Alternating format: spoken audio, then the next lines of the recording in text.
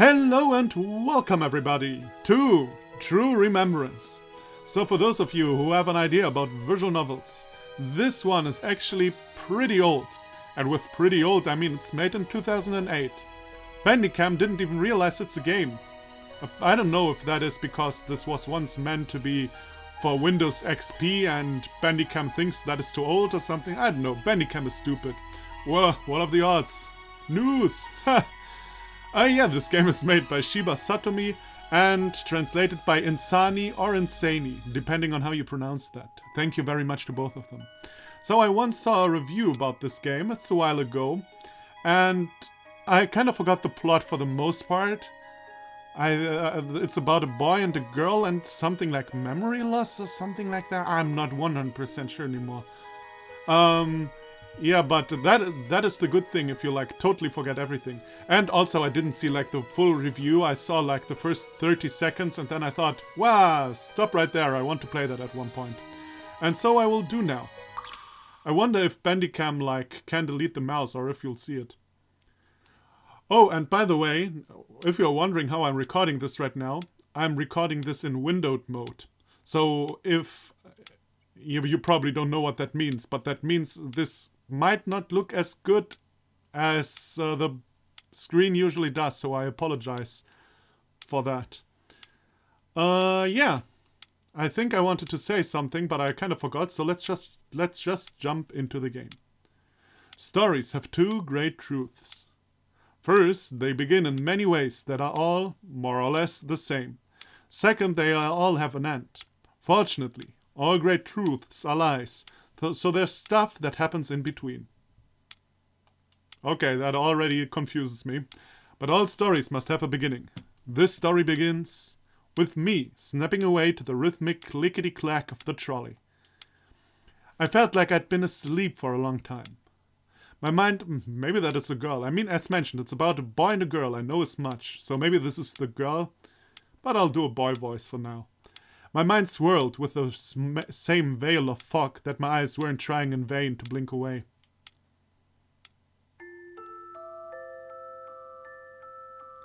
Oh, sorry for interrupting, but now I remember what I said, or what I wanted to say.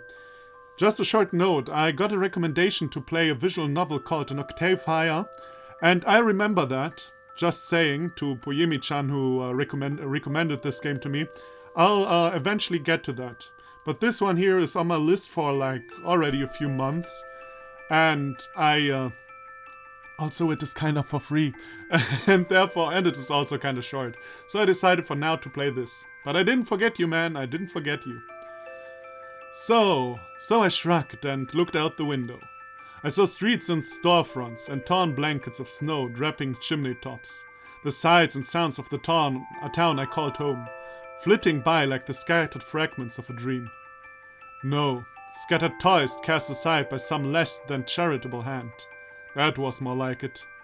And who, I wondered idly, would stop to pick them up and put them back in their place? A fitting reverie for a town so small and so white and crusted that it might as well have been a movie set. There was a church on 5th Street, at the very center of town.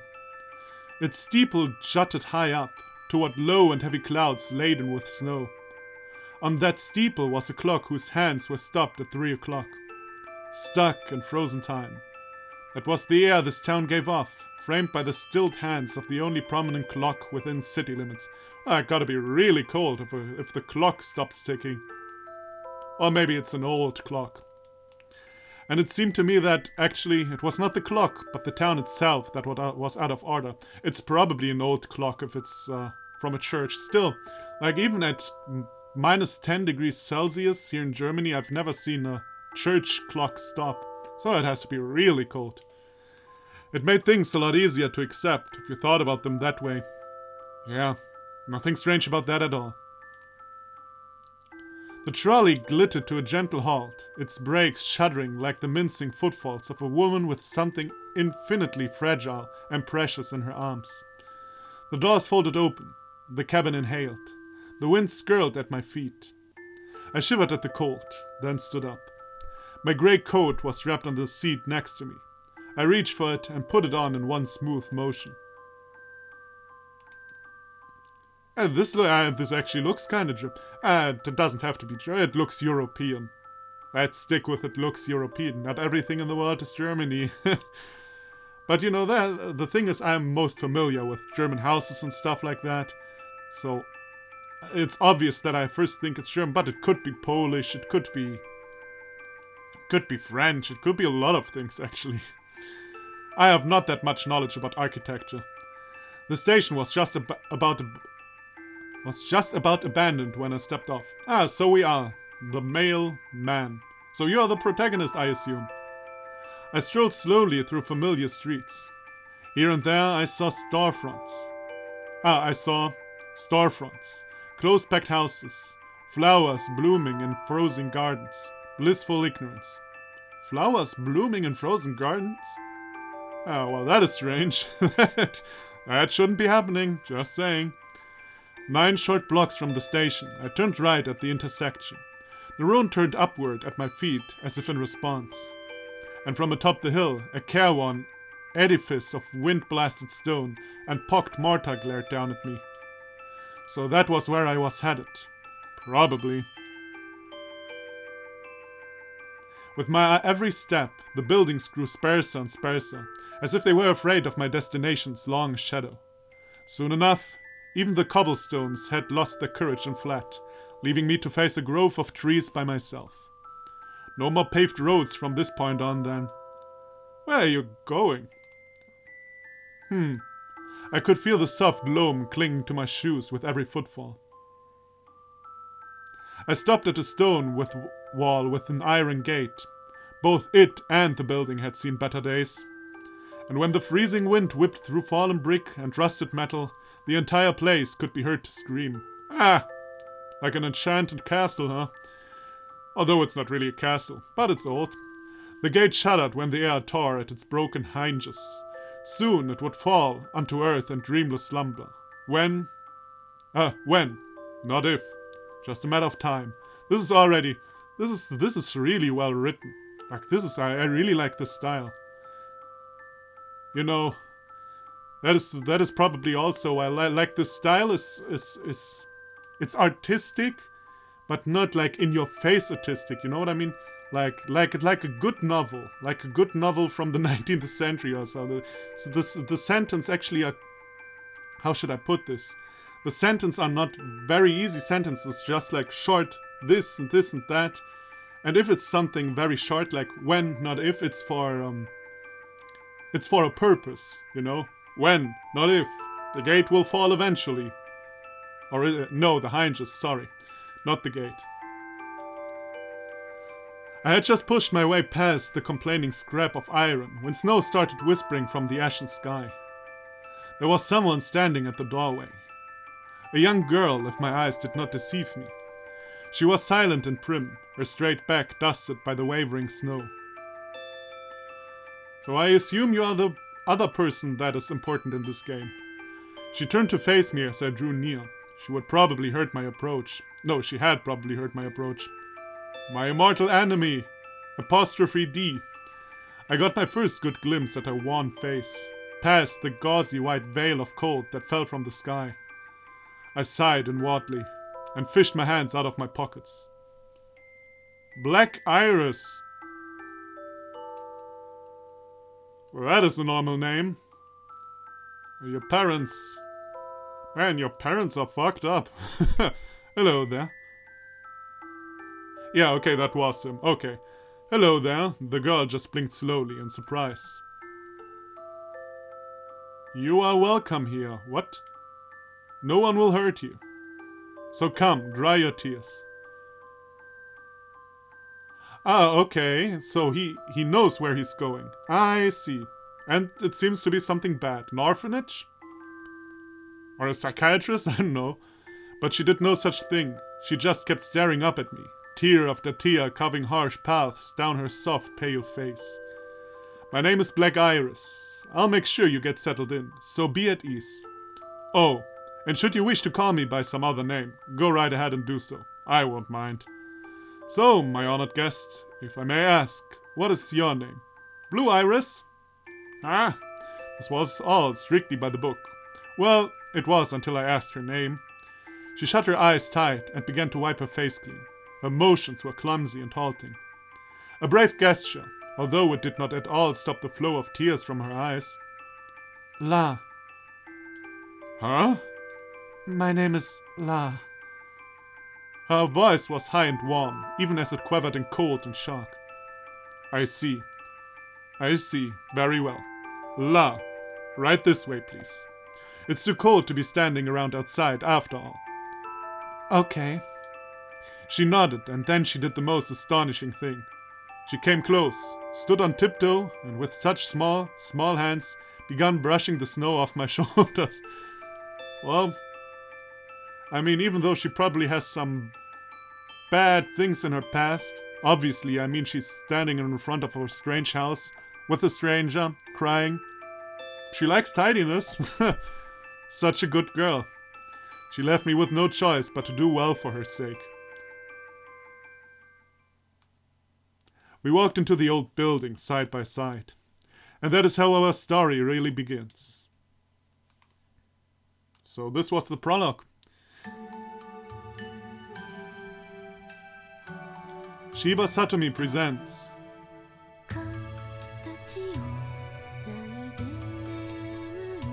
Oh, this is cool. This is so cool.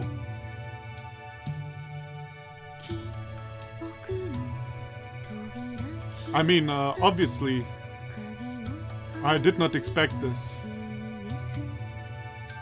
But you know, it's a free game, therefore, like, animation is always cool in a free game. You know how long animation takes? I mean, of course, writing and drawing also takes very long. But, oh, this is a story about a little occurrence in a little town. When they met in the 8th street, the story had already begun. Of course, writing and drawing normal characters also takes long, but like animation is now like on a whole different level.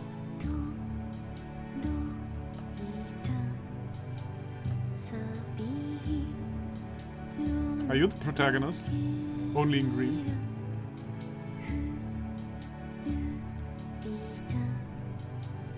Ah. I wonder if these are German houses. I mean, it's probably in a fantasy world anyway, but like, if the model for this are German houses. I don't know what another... To be honest, in most of my life I only traveled in Germany. So I don't know what, like, how old classic houses look like in our neighboring countries. Also, I have to say the art is gorgeous. The art looks really good.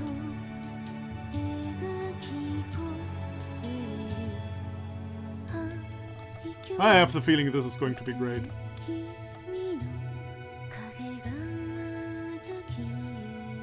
I have the feeling this is going to be great. Oh, it's probably also going to be a tearjerker. But not the one like in your face tearjerker. I hate it when something is too much in your face. I could name drop here, but I won't.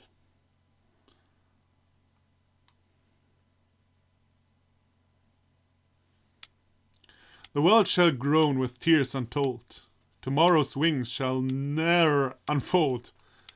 You know how they say that the songs of an age supposedly embody the spirit of its inhabitants? Well, such were the songs of our age.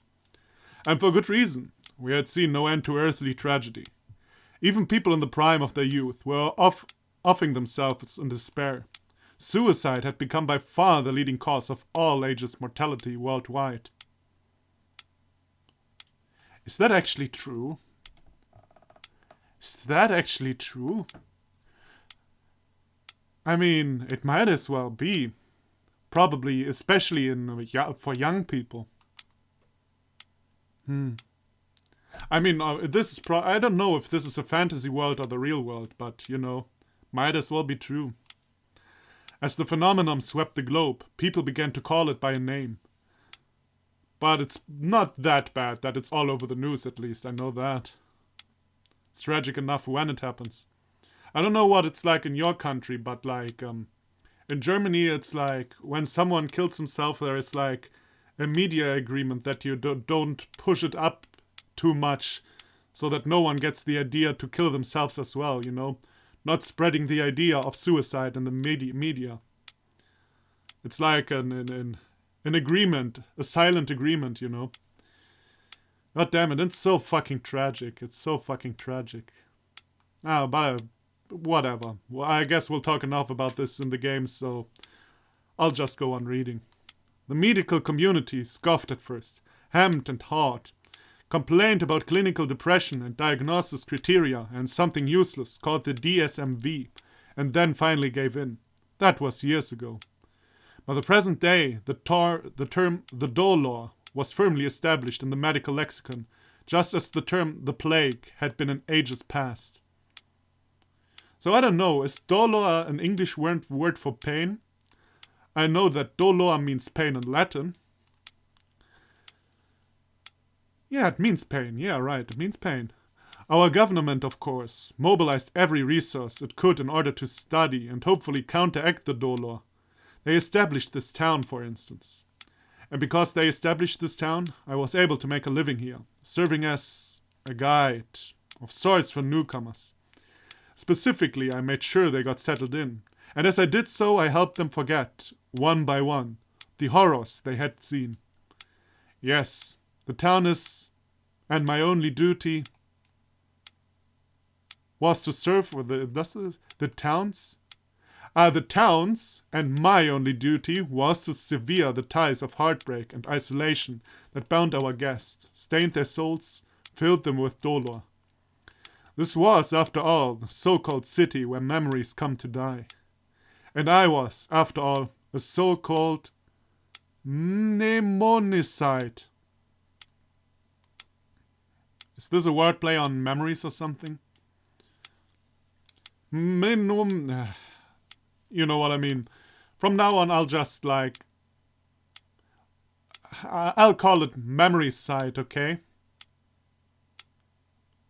Okay, but I can't pronounce that. Well, we'll see. We'll see what I do. That word bears a little explaining. As millions perished in the throes of the dollar. Okay, millions, wow. Well, all over the world, probably in each year, millions kill themselves, now that I think about it. God damn it, this is so depressing. The medical community took its sweet time to pronounce a consensus that even a 5-year-old would have found obvious. Namely, that the etiology of the dolor was this crushing feeling of sadness and helplessness that left people with no other option but self-slaughter.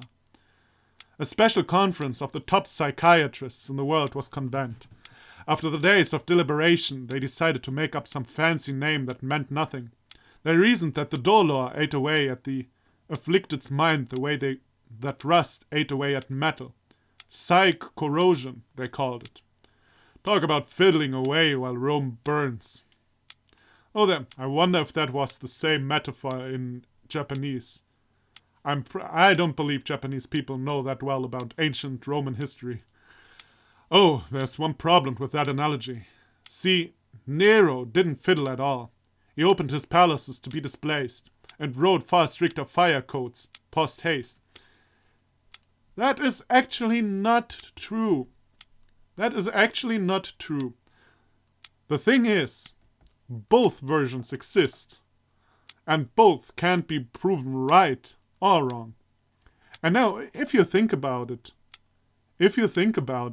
maybe Nero even did both. He may have been fiddling in his palace, being happy that Rome burns, so that he can rebuild Rome. And at the same time, he could have opened his palace to the people, because he didn't want to kill his people. He wanted to rebuild Rome, basically. So the one thing can exist while the other also exists. But, you know, I at one point in my life studied history, so I'm a smart ass. Whereas these psychiatrists, that's all they ever did. Fiddle away, while we all died. Yeah, that is actually a problem. Anyway, patients who had failed all other methods of therapy were assigned to what was known as the mnemoside protocol. They were brought to this town, and it was here that mnemoside cut away the ties binding our guests to the memories that had so corroded their psyches. The thing was, not just anyone could become a Okay, we call it memory side from now on. I can't pronounce that shit. Memory side. Like killing your memories. Memory side. I'll call it like that now. One had to have certain qualities and inborn talents before one could even embark on the path. To this day, I will never know whether I was blessed or cursed when it turned out that I had just those qualities, just those talents. People often pulled us aside, told us how sweet and seemly it was for us to do our duty for our country, how much they envied us. A idiotic, patriotic drivel like that. None of it particularly impressed me. How do you explain? How can you explain to someone who will never understand that your every working day is a long fall into rapture and damnation? Yeah, this is probably the shittiest job on earth. One of a town where it snows and the story begins.